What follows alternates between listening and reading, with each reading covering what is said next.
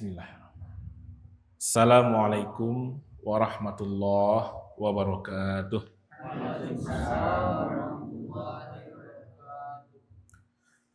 Innal hamdalillah nahmaduhu wa nasta'inuhu wa nastaghfiruh wa na'udzu billahi min syururi anfusina wa min sayyiati a'malina.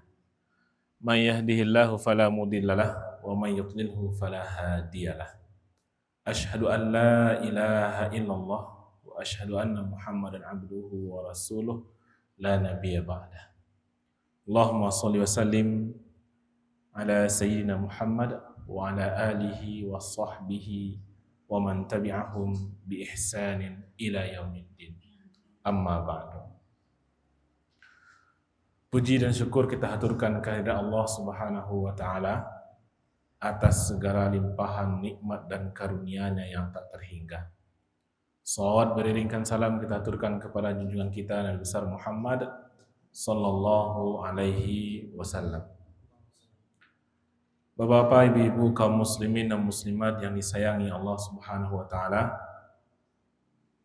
Pertama-tama yang sama-sama kita hormati dan kita muliakan guru kita Buya Aidil Arifin selaku Ketua MUI di Kota Bukit Tinggi, kemudian juga penasehat di Musala Surau Ittihad kita. Selanjutnya yang sama-sama kita hormati juga jajaran pengurus Surau Ittihad.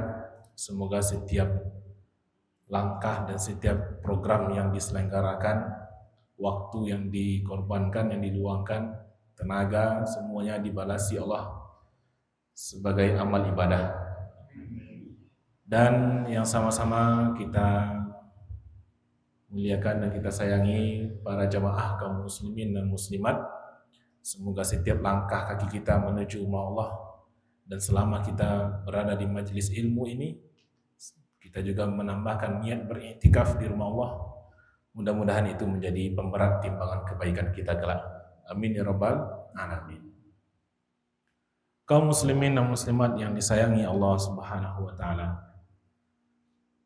Pada kesempatan kali ini, sebagaimana tema yang sudah disampaikan oleh ketua pengurus kita tadi, kita akan mencoba bercerita tentang resep kebahagiaan dari Al-Quran.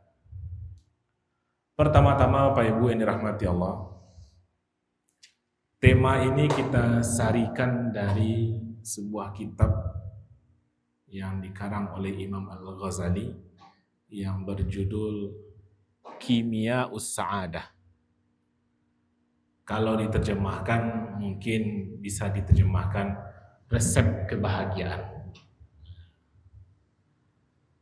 Kalau ditanya ke kita bersama Bapak Ibu, siapa di antara awak yang tidak ingin kebahagiaan? Pasti seluruh awak menjawab tentu menginginkan kebahagiaan. Bapak Ibu yang dirahmati Allah, Imam Al-Ghazali menyebutkan bahwa cara awak untuk mendapatkan kebahagiaan. Beliau mengatakan kebahagiaan itu akan kita dapatkan ketika kita mempergunakan nikmat yang Allah berikan sesuai dengan tujuan penciptaannya. Itulah kebahagiaan. Sebagai contoh Bapak Ibu, nikmat mata. Bagaimana cara menyenangkan mata aku Bapak Ibu? Supaya senang mata aku, bahagia. Bagaimana caranya kira Bapak Ibu?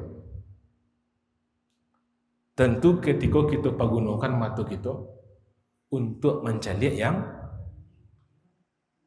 rancak-rancak, yang elok-elok. Baik kita ke puncak lawang, nampak pemandangan danau meninjau. Baik kita ke alam panjang, nampak kita pemandangan danau hati, danau di bawah. Senang mata itu. Kalau lidah Ba'a cara menyenangkan lidah Bapak Ibu? Bau? Kalau secara apa Pak Ibu menyenangkan lidah, yuk makan yang lama. Kan ini Pak Ibu. Makan yang lama. Lapis selero. Sanang lidah. Cara menyenangkan parui, makan sampai kenyang. Tapi Bapak Ibu rahimakumullah, apakah itu kebahagiaan yang hakiki tadi itu?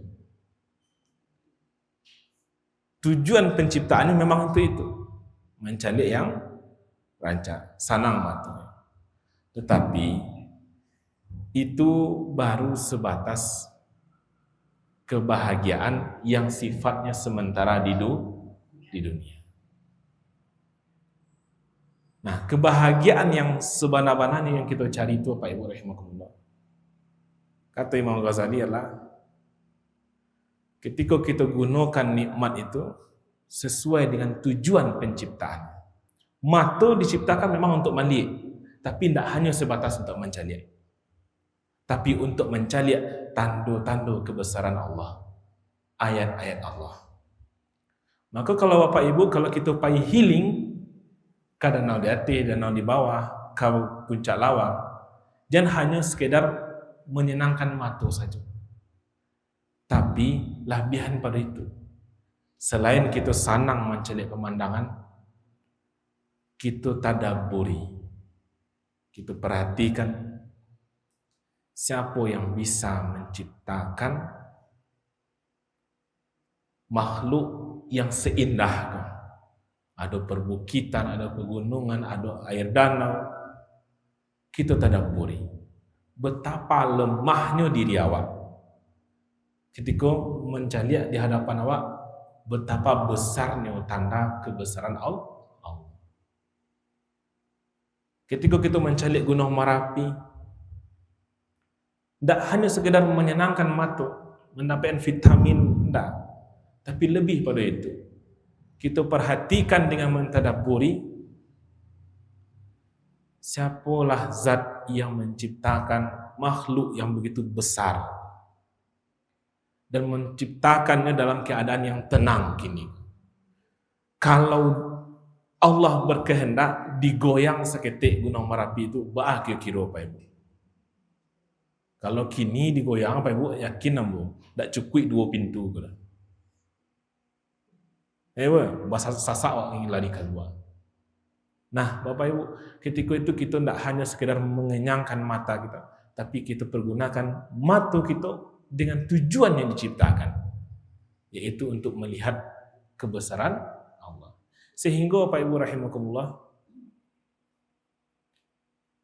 dengan mempergunakan mata tadi itu, hati awak menjadi tenang.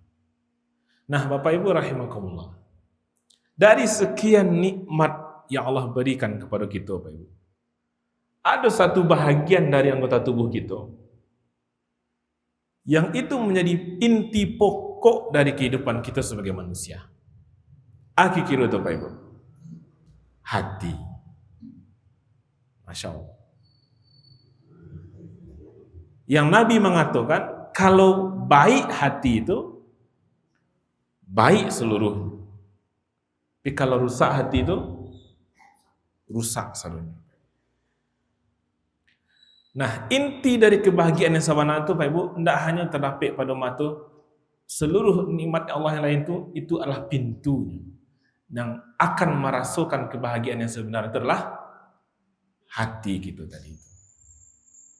Maka Pak Ibu rahimakumullah, Imam Al-Ghazali menanyakan, bagaimana cara kita membahagiakan hati kita itu Pak Ibu? Jawabannya apa? Kenali apa tujuan Allah menciptakan hati kita. Kalau mata diciptakan oleh Allah untuk mencari sesuatu yang Allah ciptakan dan menemukan tanda kebesaran Allah di situ. Telinga diciptakan untuk mendengarkan ayat-ayat Allah. Lisan diciptakan untuk melantunkan ayat-ayat Allah. Kalau hati tujuan penciptaannya Pak Ibu. tujuan Allah menciptakan hati itu tidak lain dan tidak bukan adalah ma'rifatullah, untuk mengenali Allah. Maka Bapak Ibu rahimakumullah,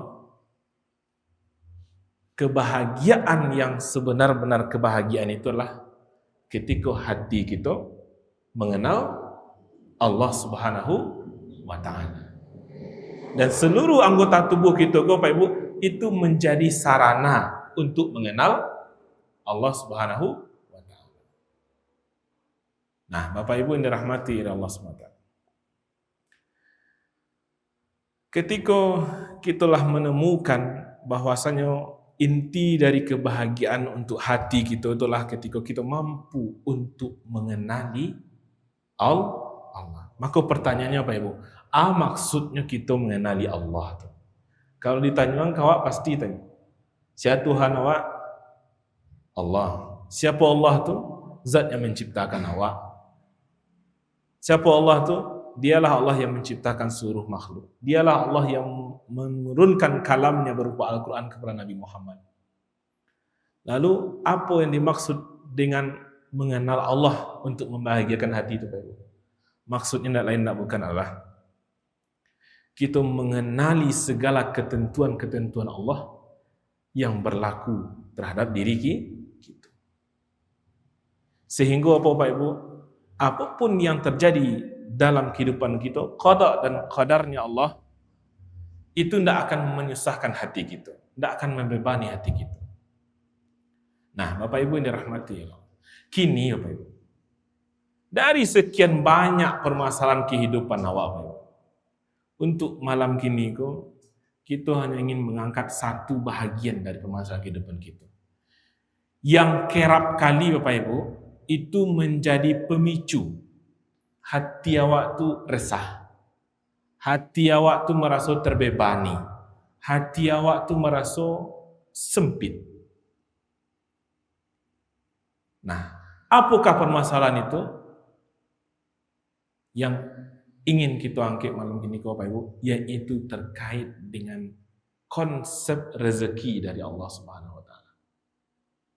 Kenapa Bapak Ibu? Karena sering kali yang membuat awak tu resahlah ketika awak melupakan, tidak mengenal konsep rezeki dari Allah Subhanahu wa ta'ala. Mohon maaf bicara Bapak Ibu, kini kalau calik diberitahu Bapak Ibu, tidak usah tahun-tahun sebelumnya, yang tahun kini sajalah. Begitu kau buka HP Bapak Ibu, calik kasus bunuh diri di Sumatera Barat. Tidak di provinsi lain, tidak di negara lain, tidak di mana-mana. Cukup di provinsi Sumatera Barat. Bapak Ibu cubalah cari. Semenjak tahun 2025 kau lah marah kasus. Dan rata-rata pemicunya apa Bapak Ibu? Itu tadi itu. Tidak mengenali Allah melalui konsep rezeki tadi itu. Sehingga Bapak Ibu hatinya terbebani. Hatinya terasa sempit, buntu, sehingga cie itu jalan nampak. Nah, Bapak Ibu rahimakumullah, apa maksud kita mengajak untuk mentadaburi bagaimana konsep rezeki dari Allah Subhanahu wa ta'ala yang Allah jelaskan di dalam ayat-ayat Al-Quran? Yang pertama Bapak Ibu rahimakumullah, yang harus kita pahami dan harus kita tanamkan dalam hati kita adalah ketika Allah Ta'ala mengatakan a'udzubillahi minasyaitonirrajim wa fis samai rizqukum wa ma tu'adun, dan di langit telah ditetapkan rezeki kamu sekalian, wa ma tu'adun, dan apapun yang telah dijanjikan kepadamu. Nah, Bapak Ibu rahimakumullah, ayat ini menegaskan dan beberapa ayat lainnya yang selaras dan senada dengan ini, bahwasanya Bapak Ibu, rezeki kita Allah tercatat. Allah dan tidak akan tersesat. Itulah pasti Bapak Ibu. rezeki kita Allah tercatat dan tidak akan tersesat. Sesuatu yang ditetapkan untuk kita tidak akan lewat, Bapak Ibu. Dan sesuatu yang tidak ditetapkan untuk kita tidak akan sampai ke kita. Nah, Bapak Ibu rahimakumullah, terkadang yang membebani kita terlalu hadir dalam hati itu kekhawatiran, ketakutan, kecemasan akan rezeki di esok hari. Tapi itu memang manusiawi, Bapak Ibu. Dan itu adalah sebuah keniscayaan. Kenapa? Karena Allah yang memastikan. Di dalam surah Al-Baqarah Allah Ta'ala mengatakan وَلَنَبْلُوَنَّكُمْ بِشَيْءٍ مِنَ الْخَوْفِ, kami pasti akan mengujimu. Bahkan dalam kajian ilmu tafsir, Bapak Ibu, kalau ada lam taukid, junun taukid dalam fi'il itu telah dianggap sama kedudukan dengan sumpah. Maka artinya Allah telah bersumpah setiap manusia pasti akan mendapatkan ujian. Dan di antara bentuk ujian itu adalah hadirnya dalam hati kita rasa khauf, kekhawatiran, ketakutan, kecemasan. Apalagi dengan situasi ekonomi seperti sekarang saat ini, Bapak Ibu. Kadang mungkin terfikir bahwa indak diorang ndak diawak, Bapak Ibu. Apapun profesinya, merasukan itu. Entahkah itu saudara-saudara kita yang pedagang, entahkah itu saudara kita yang petani, entahkah saudara kita yang pegawai dan lain sebagainya, merasukan. Pasti akan muncul kecemasan-kecemasan. Ba'a biswa leko, ba'a anak-anak awak biswa, lai kaja lihaduk ni biswa ko, ndak ada awak ba'a leko. Sebulan lai ba'a leko, ni kecukuk je ko, 2 bulan 1 tahun dapat. Muncul Bapak Ibu kekhawatiran akan rezeki.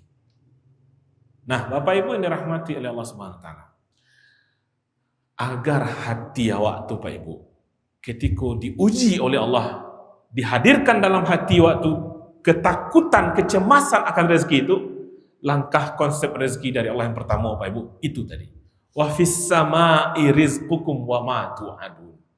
Setiap kita, Bapak Ibu, Allah ditentukan oleh Allah rezeki. Rezeki itu akan datang kepada kita secara tepat sebagaimana ajal datang kepada kita, Bapak Ibu. Ndak lambik, indak capek. Tepat dan ndak akan tersalah. Maka Bapak Ibu rahimakumullah, ketika terasa dalam diri keseharian awak, bakok kini sampai rasanya, bakok sehari rasanya kini. Muncul kekhawatiran itu, tenangkan hati dengan mengingat ayat Allah ini. Astagfirullah. Tak boleh awak berlarut-larut untuk khawatir. Tak boleh awak berlarut-larut mencemaskan masa depan. Karena ulama mengatakan, Bapak Ibu, kecemasan itu manusiawi. Tapi kira Bapak Ibu, kalau isu anak awak bahaya sekolahnya, bahaya kuliahnya, bahaya kerajaan biswa, bahaya babini balaki biswa, kerajaan biswa, itu manusiawi, Bapak Ibu. Tetapi kalau berlarut-larut memikirkan itu, sehingga membuat hati awak tak tenang, Bapak Ibu, melalaikan hati awak dari mengingat Allah, berarti itu ujian kepada awak. Bagaimana cara menenangkan, Bapak Ibu? Langkah pertama adalah ingat konsep rezeki tadi itu. Bahwasannya setiap awak Allah dijamin oleh Allah. Ar-Rahman Ar-Rahim. Allah yang Maha Pengasih lagi Maha Penyayang. Jangankan itu, Bapak Ibu, sebagai penguik kita cari, Bapak Ibu. Contohnya cicak-cicak yang di dinding tu, Bapak Ibu. Cicak di mana dia, Bapak Ibu? Di dinding, Bapak Ibu, ya. Makanannya apa, Bapak Ibu? Nyamuk. Di mana dia nyamuk? Tabang. Kira-kira, Bapak Ibu, dipikir logika, bagaimana cara cicak makan nyamuk yang tabang? Cicak tak bisa tabang. Kalau berpikir cicak tu, Bapak Ibu, dia bagaimana cara ni kau makan nyamuk kau? Tu mau stres itu, Bapak Ibu. Mau melompat sini ke bawah itu. Tapi inilah meyakini, Bapak Ibu, bahwasanya apa? Konsep rezekinya. Kalau kau untuk awak je nyo tu je. Nyo kau menakik kau awak tu. Biko adung masuknya nyenggok tu je. Yakin tu. Kalau ndak kau untuk awak nasi kuah kau do je. Ni nak karakik kau awak. Tu. Itu yang perlu kita tanamkan. Nah, kemudian Bapak Ibu rahimakumullah, konsep yang kedua Bapak Ibu. Allah Subhanahu wa taala berfirman dalam surah An-Nisa ayat ke-32. A'udzu billahi minasyaitonir rajim. Wala tatamannaw ma faddalallahu bihi ba'dakum ala ba'd. Jangan kamu berangan-angan, membayang-bayangkan apa yang Allah lebihkan kepada sebahagian darimu. Kalau ditafsirkan dengan bahasa terjemahannya Pak Ibu, dengan bahasa tafsirnya, artinya Pak Ibu, Allah melarang kita untuk membanding-bandingkan yang lah awak dapat jua yang didapat di orang lain. Tu. Resep kebahagiaan yang Allah hadirkan dalam ayat. Secara khusus dalam satu ayat Allah tegaskan Bapak Ibu. Sebuah perbuatan yang tak patut kita lakukan adalah berangan-angan, membayang-bayangkan anan kelebihan Allah ke orang lain. Kenapa Bapak Ibu rahimahullah kita dilarang oleh Allah untuk membanding-bandingkan yang lah di tangan awak, yang lu di tangan awak? Aku dilarang oleh Allah Bapak Ibu. Karena dua kemungkinan Bapak Ibu. Dua kemungkinan. Kemungkinan pertama, kalau seandainya kita bandingkan, ternyata awak merasa lebih sakit pada orang tu deh. Bandingkan je tetangga awak atau je kawan awak misalkan. Sama kuat duit sekian tahun awak karajo siku dapat. Inyo sama kawan awak dulunya, tapi kini ketika membanding, pertama muncul rasa awak lebih sakit pada orang. Apa akibatnya Pak Ibu? Hati awak tu akan merasakan kecewa kepada Allah. Na'udzubillah. Bahko, aku yang bahaya Pak Ibu. Kalau sampai mau pek kepada Allah, lah hilang prasangka baik awak pada kunci dari kehidupan dalam menerima ketetapan Allah telah husnuzan billah, senantiasa berprasangka baik kepada Allah Subhanahu wa taala. Kalau lah hilang prasangka baik kepada Allah Pak Ibu, itulah bahaya. Tak katanang hati Pak. Bahaya Pak Ibu, muncul rasa iri dalam hati awak. Hasad, dengki. Ambo buka kedai jam sekian sampai jam sekian, samo jinyon. Ayahnya kerajuan untuk melakukan galihnya itulah mu kerajuan. Tapi bakok rami dinyo tak diambo. Ketika bandingkan, muncul rasa awak lebih seketik. Ketika itu apa Ibu, muncul rasa iri.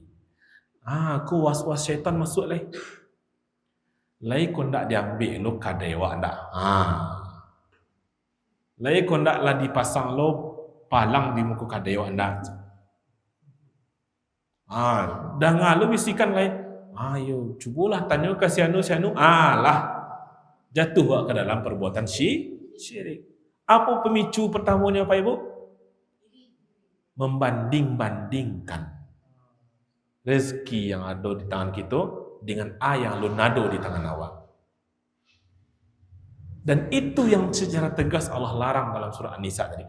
La tatamannau ma faddalallahu bihi ba'dakum ala ba'd. Jangan sekali-kali kamu mengangan-angan yang Allah lebihkan kepada orang lain. Nah, itu Pak Ibu rahimakumullah. Konsep agar hati kita tu, resep agar hati kita tu bisa tenang dalam permasalahan rezeki. Jangan dibanding-bandingkan. Sekali kita membanding-bandingkan Bapak Ibu, itu bahaya. Kalau lebih seketik iri kita. Kalau lebih banyak, bagi kira Bapak Ibu. Kita buat calik, kasih si anu buat calik. Lebih banyak orang rasa bolehnya.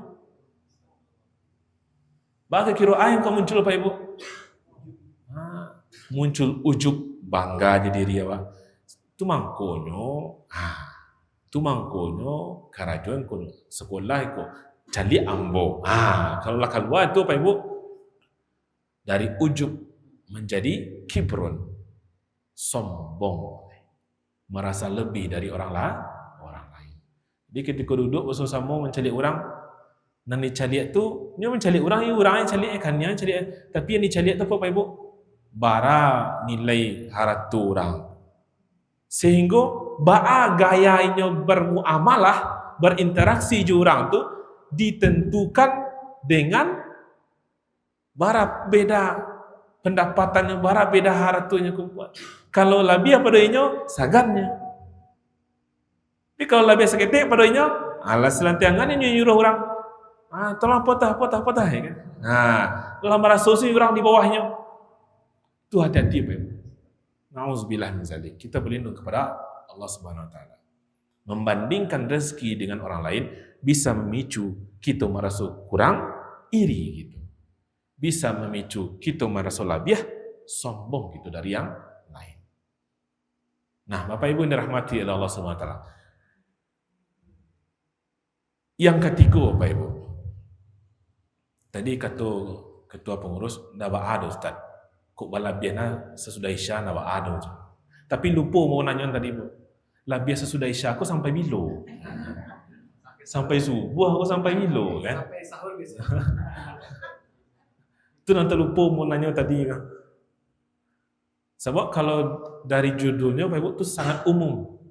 Resep kebahagiaan dari Al-Qur'an itu nak 3 saya Bu. Setiap ayat Al-Quran yang 6.000 itu kalau kita tadabburi Bapak Ibu itu mengantarkan kepada kebahagiaan. Aku 3 ya baru Bapak Ibu, 6.000 ayat yang dibahas. Jadi Bapak Ibu rahimakumullah, mudah-mudahan di waktu yang singkat itu bermanfaat bagi kita bersama.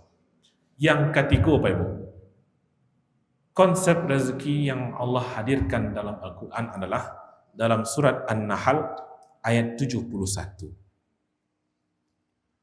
Allah Ta'ala mengatakan a'udzubillahi minasyaitonir rajim. Wallahu faddala ba'dakum ala ba'din fir rizqi. Dan Allah telah melebihkan rezeki sebahagianmu dari sebahagian yang lain. Itu ketetapan Allah Bapak Ibu. Allah melebihkan rezeki sebahagianmu dari sebahagian yang lain. Bapak Ibu yang rahmati oleh Allah Subhanahu wa taala, kita perlu hati-hati dalam memahami ayat. Ketika Allah mengatakan Allah melebihkan rezeki sebahagian kamu dari sebahagian yang lain, terlintas di pikiran awak apa Bapak Ibu?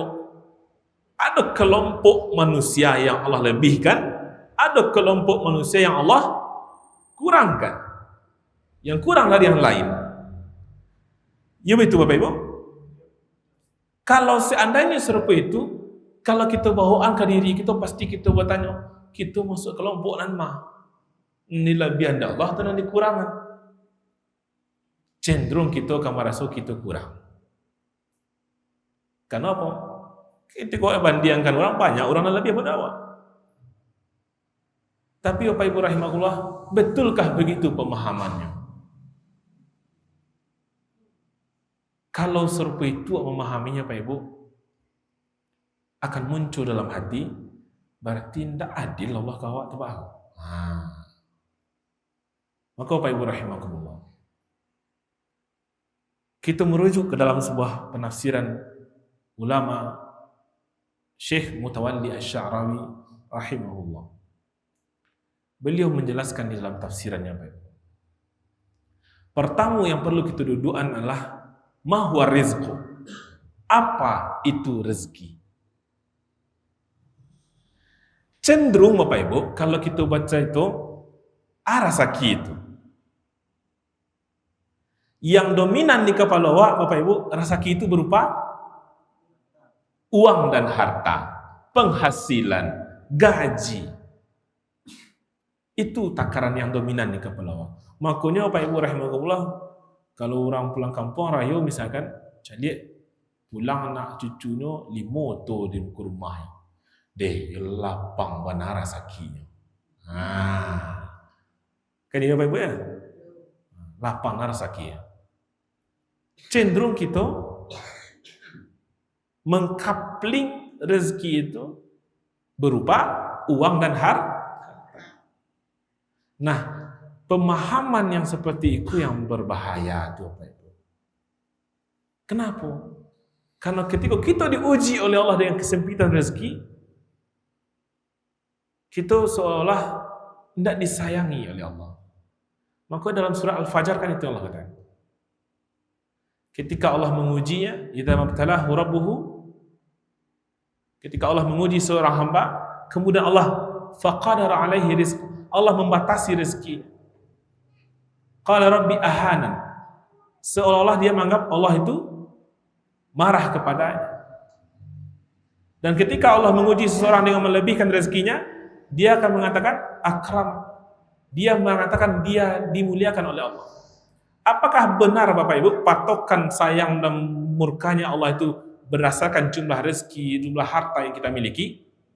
Kalla. Tidak. Maka Bapak Ibu rahimakumullah, ma huwa rizq? Para ulama menafsirkan Bapak Ibu, ar-rizq kullu ma yantafi'u bihin nas. Segala sesuatu yang bermanfaat bagi manusia, bagi seseorang, itu adalah rezeki. Betul, uang dan harta adalah rezeki. Tetapi rezeki tidak hanya berupa uang dan harta. Rezeki itu lebih luas. Segala sesuatu yang bermanfaat untuk kita, itu adalah rezeki dari Allah. Kesehatan, rezeki, ya. Kekuatan, rezeki.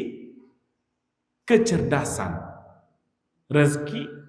Kepandaian atau keahlian dalam sesuatu hal, rezeki. Istri yang solehah, suami yang soleh, rezeki.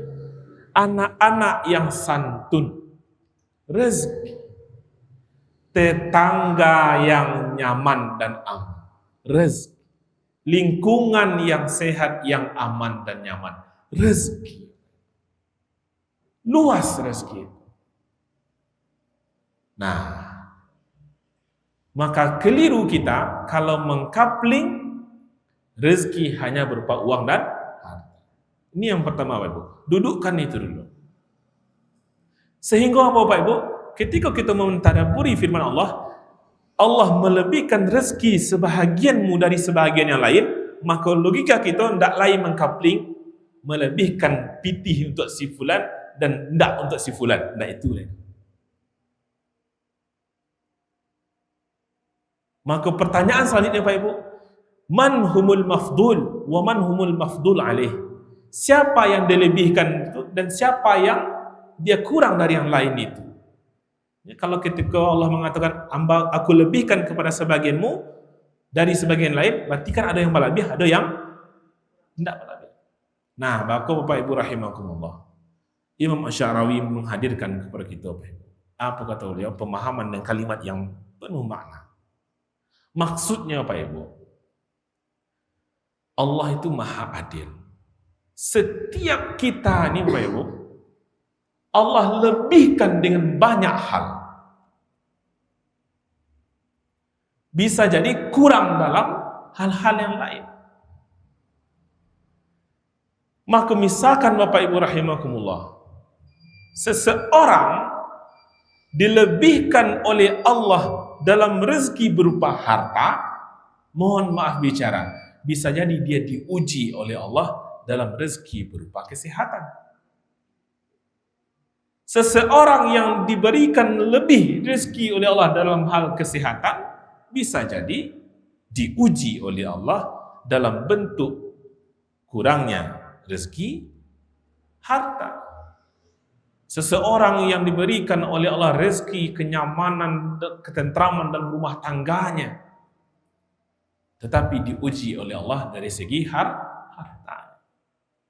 Maka Bapak Ibu rahimakumullah, maksud dari ayat Allah melebihkan rezeki sebagianmu dari sebagian yang lain itu adalah setiap kita ini Allah lebihkan dalam beberapa hal.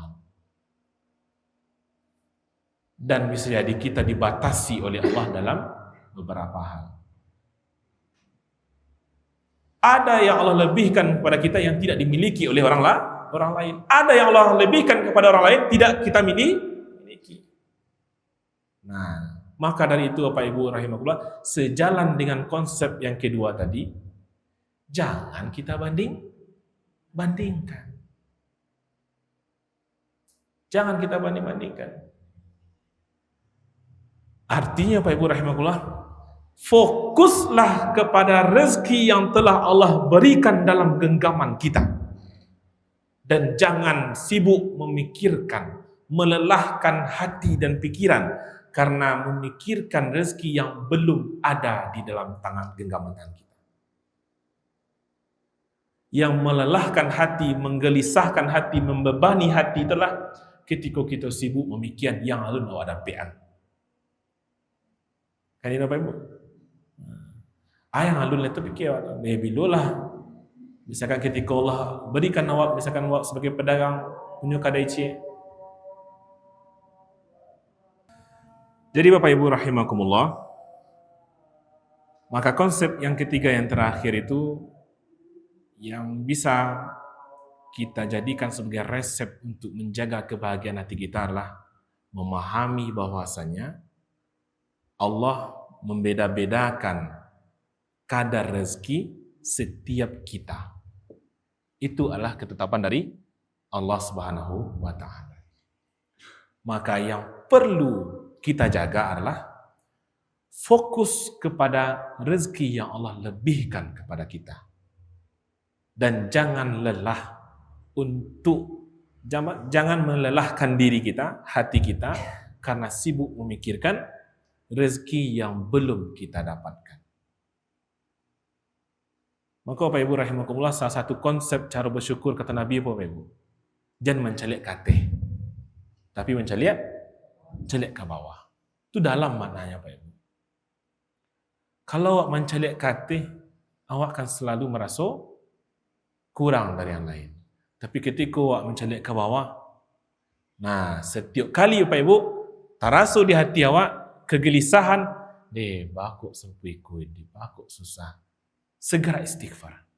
Astaghfirullah. Lalu hadirkan ayat kepada Ibu. Memang itu ketetapan Allah. Allah membeda-bedakan kadar rezeki.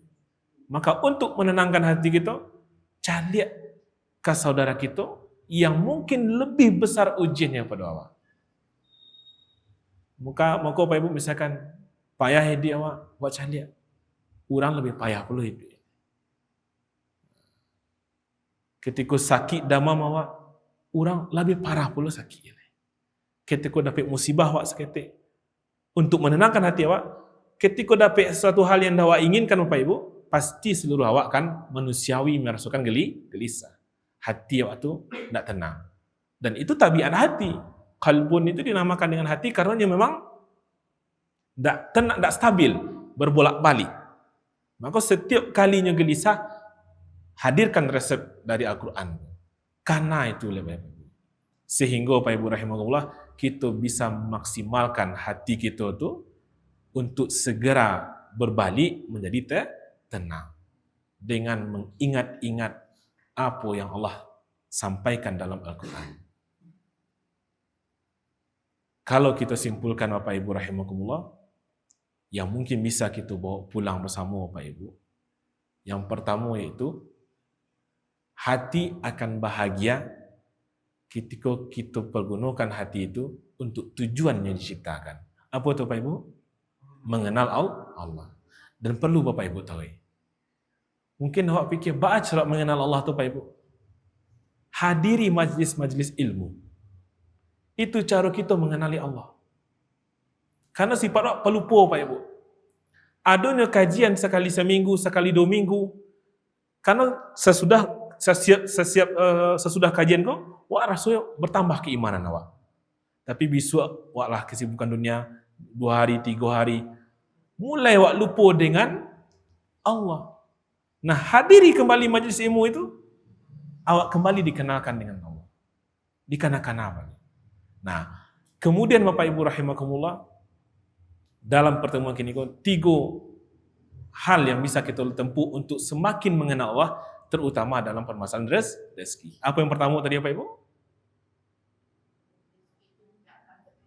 Nah, setiap kita sudah dicatat oleh Allah rezeki dan tidak akan tersesat, tidak akan bertukar-tukar.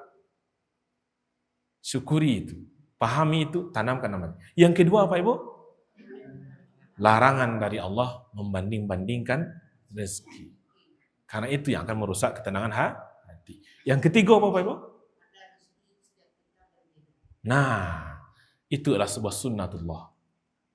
Setiap kita memiliki kadar rezeki yang berbeda. Tapi setiap kita memiliki kelebihan yang Allah berikan. Itu yang fadlun minallah, kelebihan dari Allah. Maka untuk menenangkan hati, fokuslah dengan apa yang Allah lebihkan untuk kita. Nah, mungkin Pak Ibu rahimakumullah, kalau dikaji kok Pak Ibu, kalau menceramahnya kok ringan Pak Ibu. Mudah kan? Tapi kalau tipu lewat Pak Ibu. Kamu kalau tipu musibah tu, ya mau tanggal lu kupiahnya Pak Ibu. Tu tamano pikir. Manusiawi Pak Ibu. Setiap kita akan mengalami itu semua. Wala nabluwanakum bisyai'in minal khauf. Tetapi sebaik-baik kita adalah wabasyiris sabirin. Artinya Pak Ibu, sianan capek babaliak mengenal Allah. Seketika kita lupa ya Allah, sianan pelan capek babaliak ke Allah. Itulah yang paling beruntung. Semoga Pak Ibu rahimakumullah, apa yang kita sampaikan pada kesempatan kali ini bisa menjadi bekal amal bagi kita dan ibadah dan diterima sisi Allah Subhanahu wa taala dan bermanfaat untuk kita bersama, terutama untuk kami yang menyampaikan. Terlebih dan terkurang kami mohon maaf. Sebelum ditutup, kalau ada Pak Ibu yang bertanya atau kita langsung solat.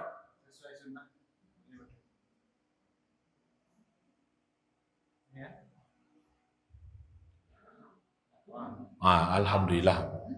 Ambo camnya apa kau tanya? Mudah-mudahan bermanfaat Bapak Ibu. Terlebih dan terkurang kami mohon maaf. Assalamualaikum warahmatullahi wabarakatuh.